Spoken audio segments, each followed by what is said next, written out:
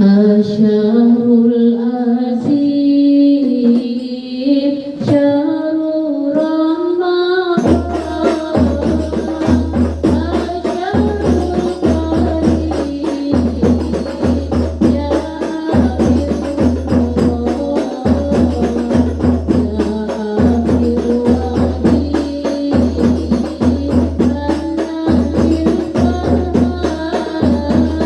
أشهد أن لا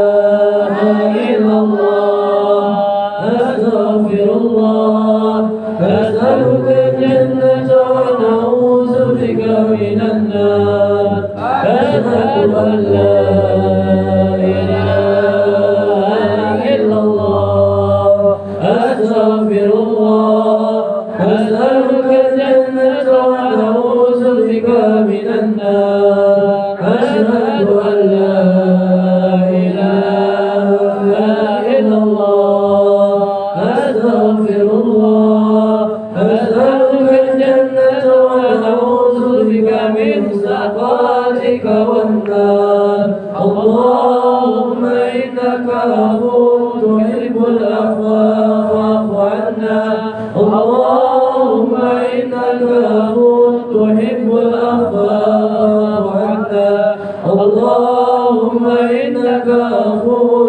كريم تحب العفو فاعف عنا يا كريم أعوذ بالله من الشيطان الرجيم بسم الله الرحمن الرحيم نويت صوم غد عن علي فرد ساري رمضان هذه السنة لله تعالى. Assalamualaikum warahmatullahi wabarakatuh.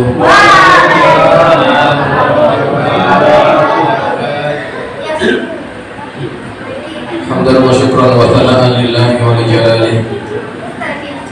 Salatan wa salaman ala Rasulillah Sayyidina Muhammad ibn Abdillah wa ala alihi wa sahbihi wa man wala wa la hawla wa la quwwata illa billah. Amma ba'du faqad qala Allah ta'ala fi muhkami tanzilih wa huwa asdaqul qailin. A'udzu billahi minasy syaithanir rajim. Syahrul Ramadan alladzi unzila fihi al-Qur'an hudan lin-nasi wa bayyinatin minal huda wal furqan. Ma'asyiral hadirin wal hadirat jamaah musalla habil khairat yang dirahmati Allah. Alhamdulillah pada hari yang ke-17 ini Allah masih karuniakan kita nikmat sehat wal afiat dan kita masih dikaruniakan Allah nikmat taufik dan inayahnya sehingga kita bisa melaksanakan ibadah puasa hingga saat ini, dan kita berharap semoga semua amal ibadah kita yang kita kerjakan di bulan ini diterima oleh Allah Subhanahu wa taala. Amin ya rabbal alamin. Alhamdulillah pada sore hari ini saat-saat yang paling menggembirakan bagi orang yang berpuasa. Bis-shaimi farhatan. Bagi orang yang berpuasa itu ada dua kegembiraan. Yang pertama adalah farhatun inda iftari, kebahagiaan ketika mereka akan berbuka puasa. Wa farhatun inda liqa'i rabbih, kegembiraan yang kedua adalah ketika gembira bertemu dengan Tuhannya. Maka barang siapa yang senantiasa gembira ketika berpuasa, maka pasti mereka akan juga digembirakan oleh Allah bagi orang yang berpuasa ketika nanti menghadap Allah Subhanahu wa taala. Karena kedua kegembiraan ini Nabi sebutkan hanya diberikan bagi orang yang mau berpuasa. Maka orang yang berpuasa pasti mereka akan berjumpa dengan Allah, dan perjumpaan dengan Allah itu tempatnya adalah nanti di surga Allah Subhanahu wa taala. Amin ya rabbal alamin. Hadirin jamaah yang dirahmati Allah, saya tidak akan berbicara panjang dan tidak akan berbicara yang berat-berat. Karena kalau ngomong sama orang lapar itu kadang-kadang suka rada-rada kurang nyambung. Konsentrasinya sudah agak buyar, apalagi di depan sudah banyak makanan, perutnya lapar. Kadang-kadang ngomong yang berat-berat itu kurang paham. Makanya Imam Syafi'i juga menasihati, kalau kita mau ngomong sama orang, jangan ngomong sama orang lapar. Jadi insya Allah sore-sore ini kita akan santai-santai saja, tidak terlalu berat, tapi mudah-mudahan bermanfaat. Hadirin jamaah yang dirahmati Allah, kita sudah masuk pada hari yang ke-17, malam nanti malam yang ke-18. Artinya separuh Ramadan sudah pergi meninggalkan kita. Nisfu Ramadan zahab, separuh Ramadan sudah pergi meninggalkan kita. Wa baqi minhu zahab, dan yang tersisa separuhnya lagi adalah emas. Maka kalau dikatakan separuhnya itu adalah emas, jangan kendor, jangan makin kurang semangat kita dalam beribadah, harus lebih ditingkatkan lagi. Tapi kenyataannya Pak, biasanya kalau sudah separuh kedua itu sudah semakin banyak orang yang kehilangan semangat beribadah. Saya tadinya mau disuruh ceramah tarawih katanya di musola ini, tapi kata Bang Musti, jangan dah Ustaz, saya kesian sama Ustaz. Kenapa Bang? Yang tarawih cuma satu soft. Betul katanya begitu ya? Ya Allah. Nah, inilah fenomena yang rutin setiap tahun terulang. Kalau waktu malam-malam pertama tarawih kira-kira penuh kayak musola. Sampai BI, saking ramenya. Tapi semakin bertambah hari Ramadan, semakin berkurang orang yang datang ke musola. Kenapa begitu? Karena biasanya orang itu suka bosan melakukan perkara yang biasa dan rutin dikerjakan, apalagi yang dikerjakan capek. Kalau setelah tarawih kan capek Pak ya, dan itu akan membuat kita cepat bosan. Jangankan urusan ibadah Bapak Ibu, urusan yang enak saja, urusan makan itu kadang-kadang bikin kita bosan. Saya kasih contoh, kalau hari pertama kita buka puasa pakai ayam, ayamnya digoreng. Hari kedua buka puasa ayam lagi, tapi ayamnya digeprek. Hari ketiga buka puasanya pakai ayam lagi, ayamnya diopor. Hari keempat ayam lagi, ayamnya disemur. Hari kelima ayam lagi, ayamnya dibalado, disambelin. Makan ayam kan enak Pak ya? Enak gak makan ayam? Kalau hari-hari makan ayam, 5 hari kita buka puasa makannya ayam terus, kita ngomong ke bini kita, emang gak ada lauk yang lain? Coba, ini urusan makan saja kadang-kadang bikin kita bosan. Dan Allah ceritakan itu dalam Quran. Ada umat sebelum kita yang mereka dikasih makanan yang lebih hebat dari makanan kita. Makanannya langsung dari surganya Allah.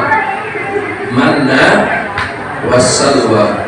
Ada makanan 2 jenis, manna dan salwa. Ini makanan nggak ada di Gojek Pak, nggak ada di GoFood. Jadi kirimannya langsung dari surganya Allah. Dikasih kepada Bani Israel sebagai penghormatan dan kemuliaan kepada mereka. Tapi karena mereka makan itu setiap hari, makan yang sama, kemudian mereka minta sama Nabi Musa, fad'u lana rabbaka yukhrij lana mimma tunbitul ardu min baqliha wa qithaiha wa fumiha wa adasiha wa basaliha. Kata mereka, ya Musa, minta sama Tuhan kamu biar ditumbuhin tumbuhan yang lain-lain, makanan yang lain-lain. Apaan? Sayur-mayurnya, ketimunnya, bawang putihnya, kacang adasnya, bawang merahnya. Mereka mau makan yang itu, yang dahulu mereka sering makan di kampung halamannya, yang mereka merasa bosan dengan apa yang mereka selalu makan setiap hari. Coba lihat, urusan makanan bikin kita bosan, apalagi urusan ibadah yang memenatkan kita kadang-kadang bikin kita bosan. Maka jamaah, bagaimana caranya biar kita tidak selalu merasa seperti itu setiap tahun? kita nggak kehilangan semangat dalam beribadah kepada Allah di bulan yang mulia ini. Yang pertama adalah yang efektif adalah kita harus mengubah mindset kita, cara pandang kita terhadap apa yang kita kerjakan ini. Kalau kita menganggap ibadah ini sebagai satu beban, maka pasti kita akan mudah hadir perasaan bosan. Nggak usah terawih ini udah. Apa mal? Ya sudah ini. Besok juga nggak apa-apa, setelah aja lagi. Sekarang nggak boleh. Coba. Ketika kita merasa ini suatu beban, kita akan mudah meninggalkannya.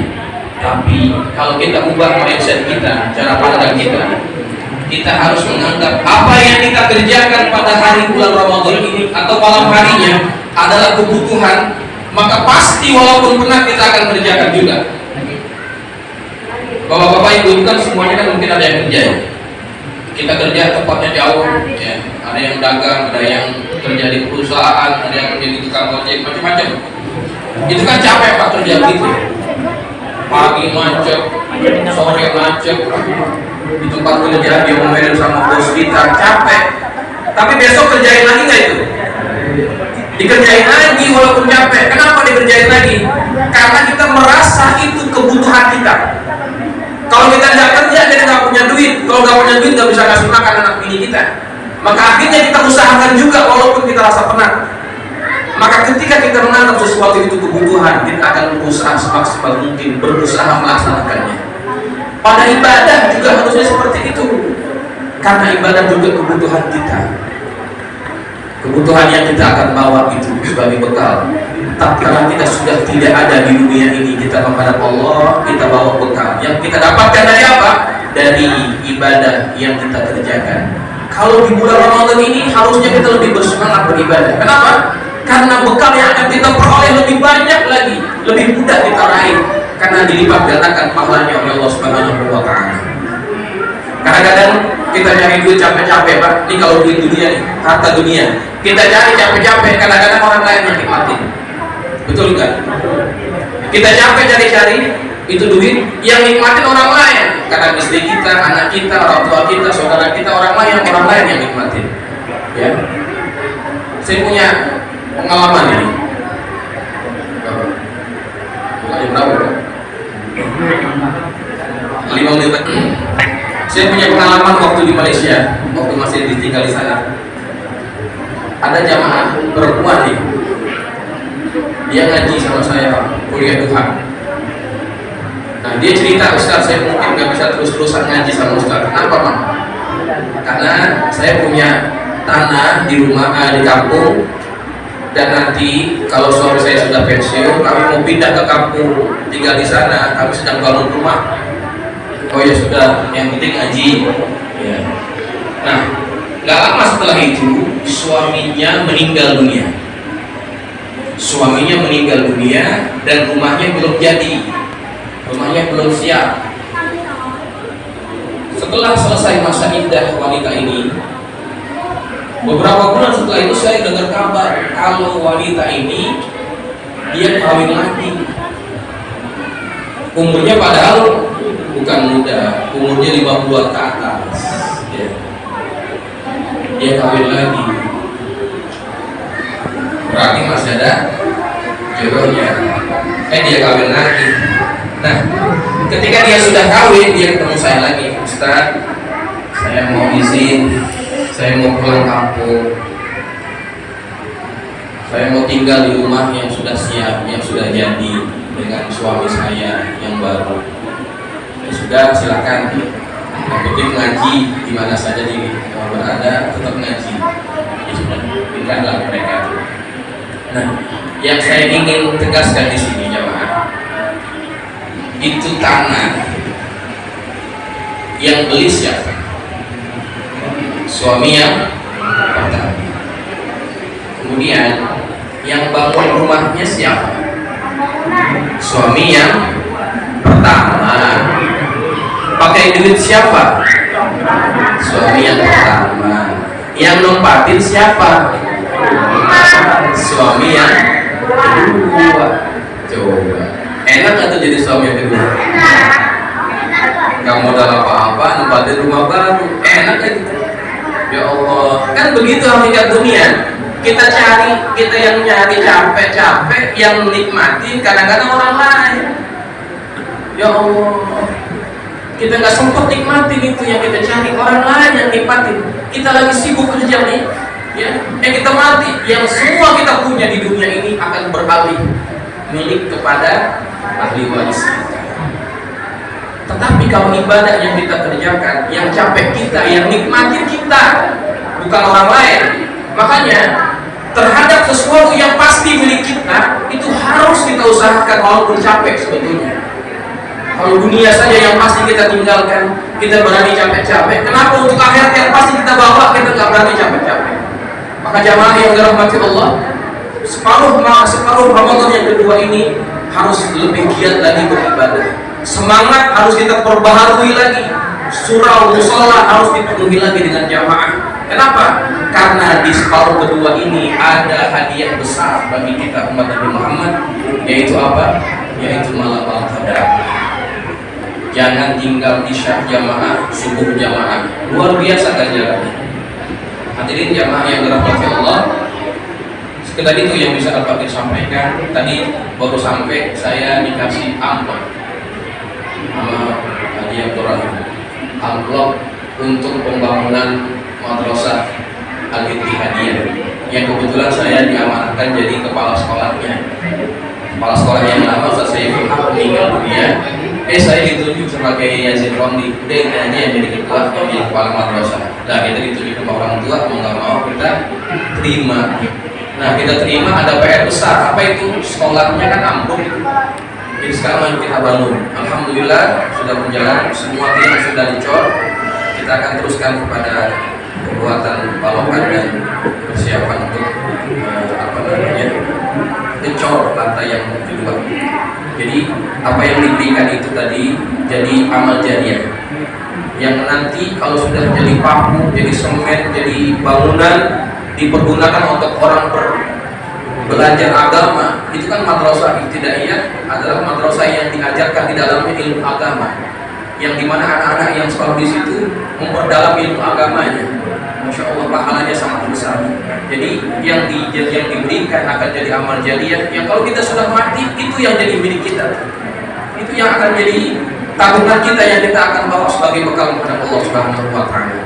Ini jamaah, terima kasih atas waktu yang diberikan. Mudah-mudahan segala amal soleh kita diterima oleh Allah Subhanahu wa Ta'ala, dan semoga semangat kita beribadah semakin meningkat di separuh hari yang kedua ini. Billahi taufiq wal hidayah. Assalamualaikum warahmatullahi wabarakatuh.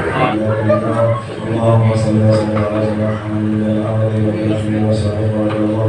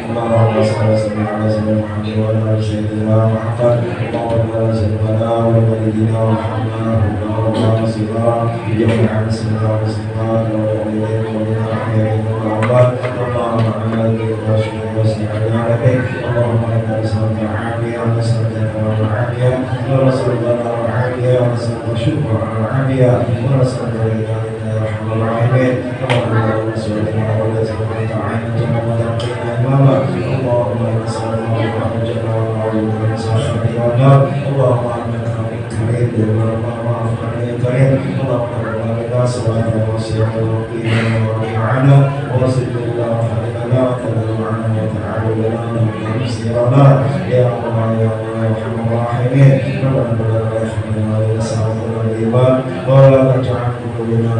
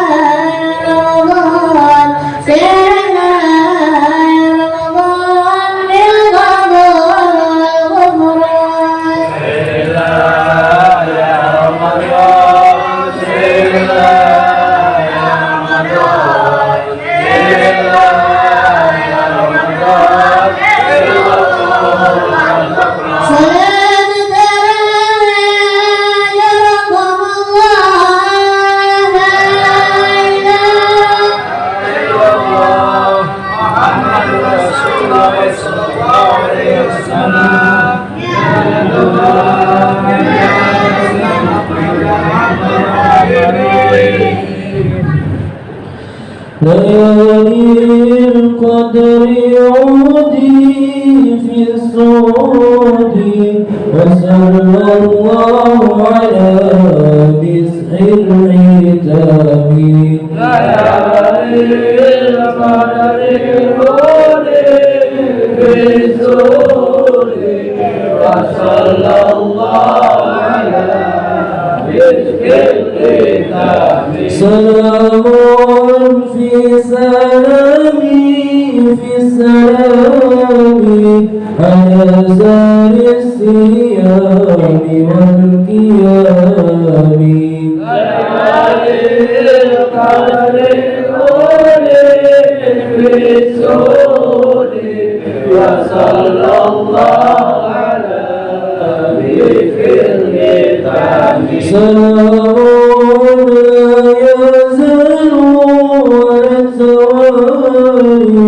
يهكي أرفو مسح العتاب. ليالي القدر الأولى في السود وصلى الله على مسك الختام. سلام كل عبد نسيم سعيران وسلاكم للأمام. ليالي القدر الأولى في السود وصلى الله على مسك الختام. استغفر الله العظيم استغفر الله العظيم استغفر الله العظيم. بسم الله الرحمن الرحيم. الحمد لله رب العالمين حمدا يوافي نعمه ويكافئ مزيدا. اللهم صل وسلم على سيدنا محمد وعلى آله سيدنا محمد. اللهم اجعلنا بالإيمان كاملين وللفرعة معدين وللصلاة حافزين وللزكاة فاعلين ولمعيتك طالبين ولعفوك راجين وبالهدى متمسكين وعن اللغو معرضين وفي الدنيا زاهدين وفي الآخرة راغبين وبالقضاء راضين وبالنعماء شاكرين وعلى البلاء صابرين وتحت لواء سيدنا محمد صلى الله عليه وسلم يوم القيامة سائرين وإلى الحوض واردين وإلى الجنة داخلين ومن النار ناج وسلسل الكرامة قائدين ومن حور العين متزوجين ومن سندس واستبرق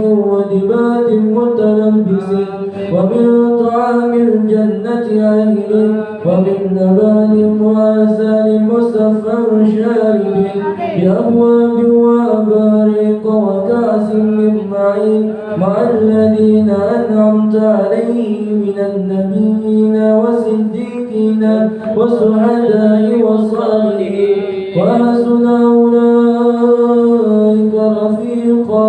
ذلك فضل من الله وكفى بالله عليما. إن الله وملائكته يصلون على النبي يا أيها الذين آمنوا صلوا عليه وسلموا تسليما. وصلى الله على سيدنا محمد وعلى آله وصحبه وسلم والحمد لله